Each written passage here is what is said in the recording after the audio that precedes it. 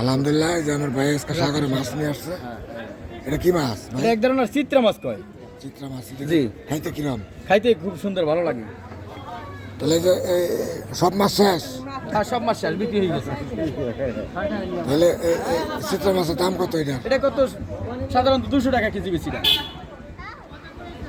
হ্যাঁ, তাহলে সব মিলে আমার কিছু মাছ দিয়ে যান। আইসেন যান। আচ্ছা। এটা সব